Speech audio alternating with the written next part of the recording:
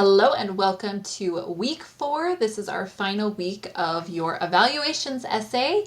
You are almost done. You are done with your peer reviews or working on those this week, and you'll be turning in your final draft at the end of the week. So I just want to go over a couple of things. For your peer reviews, make sure those are done by Wednesday. Please make sure that you leave careful feedback, considerate feedback, and constructive feedback for your classmates.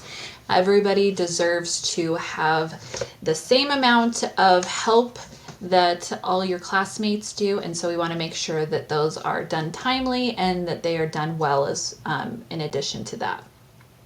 You'll also be doing your self-review checklist, and this is something that probably looks familiar to you from English 1010. Make sure that you are really combing through this self-review checklist.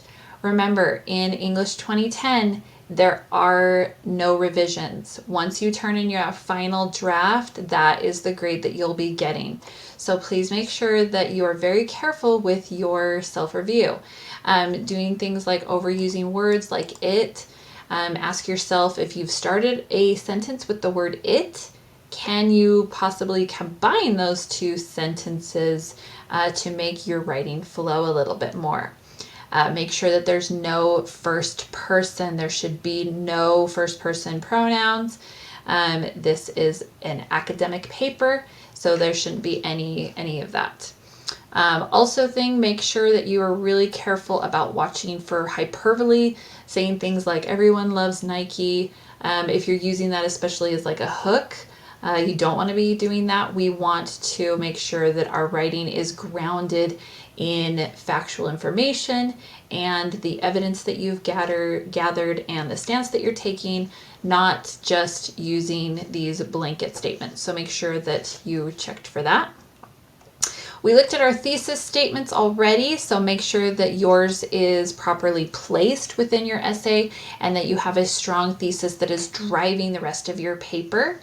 Of course, make sure that it's in APA format as well, that you've used in text citations, that your reference page looks great. Remember that when you're doing a reference page, you're using a hanging indent, and you can use your Google Docs to help you with that as well.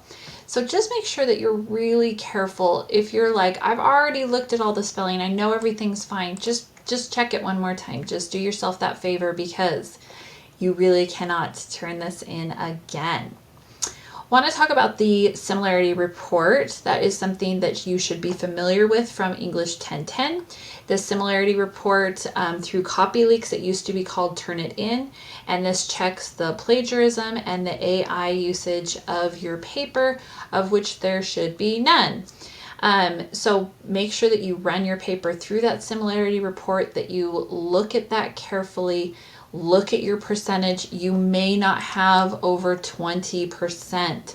So if you have a high percent and you know that you haven't plagiarized or used AI, you may have way too much paraphrasing within your paper, and we need to see you, the author, we need to see your words and your evaluations of what you are writing about, rather than just paraphrased information that you've gathered from other sources. So that is something to think about as well.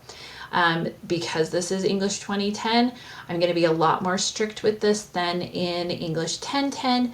So if you have questions about that, please reach out to me well before the due date. If you're reaching out to me at 9 p.m. on Saturday, I cannot help you, because I am not going to be checking my email 3 hours before your deadline.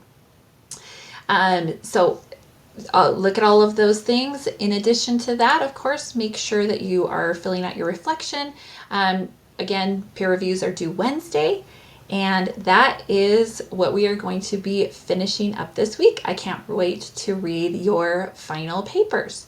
If you need anything, please let me know.